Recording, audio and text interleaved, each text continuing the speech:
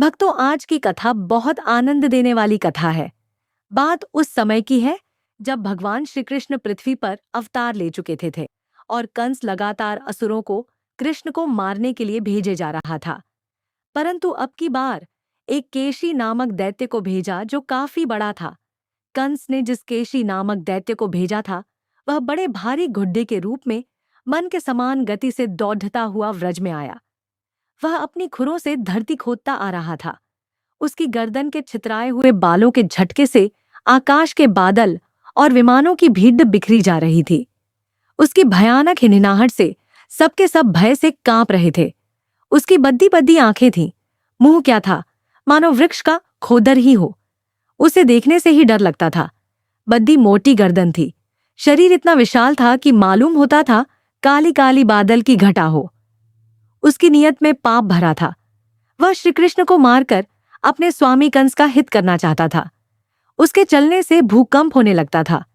भगवान श्री कृष्ण ने देखा कि उसकी हिनहिनाहट से उनके आश्रित रहने वाला गोकुल भयभीत हो रहा है और उसके पूंछ के बालों से बादल बिखरे जा रहे थे और वह लड़ाने के लिए उन्हीं को ढूंढ भी रहा है। तब श्री कृष्ण आगे बढ़कर उसके सामने आ गए और उन्होंने शेर के समान गरज कर उसे ललकारा। भगवान को सामने आया देख वह और भी चिढ़ गया तथा उनकी ओर इस प्रकार मुंह फैलाकर दौड़ा मानो आकाश को पी जाएगा। केशी का वेग बद्दा तेज था। उस पर विजय पाना तो कठिन था ही, उसे पकड़ दिया लेना भी आसान नहीं था। उसने श्री कृष्ण के पास जाकर अपने पैरों से धरती पर रगड़कर धूल उड़ाया, परंतु श्री कृष्ण ने उससे अपने आप को बचा लिया। उन्होंने अपने दोनों हाथों से उसके दोनों पिछले पैर पकड़ डी आँच लिए और जैसे गरुड़ सांप को पकड़कर झटक देता है उसी प्रकार क्रोध से उसे घुमाकर बद्धे अपमान के साथ 400 हाथ की दूरी पर फेंक दिया और स्वयं कर उसके सामने आकर खड़े हो गए।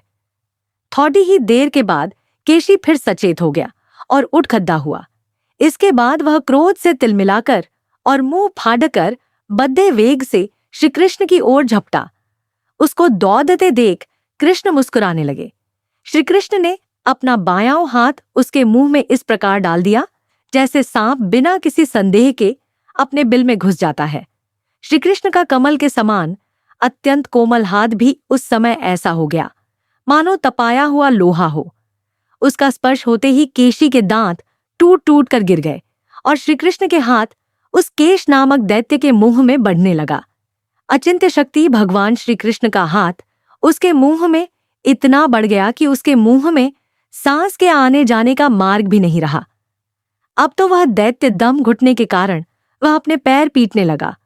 उसका शरीर पसीने से लथपथ हो गया। आंखों की पुतली उलट गई। वह मल त्याग करने लगा। थोड़ी ही देर में उसका शरीर निष्प्राण होकर धरती पर गिर पड़ा तथा उसकी मृत्यु हो गई।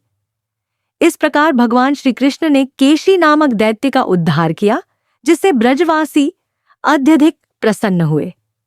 अभी कलयुग में वही स्थान जहां भगवान श्री कृष्ण ने केशी दैत्य को मारा था, वो स्थान अब केशी घाट के नाम से वृंदावन में प्रसिद्ध है।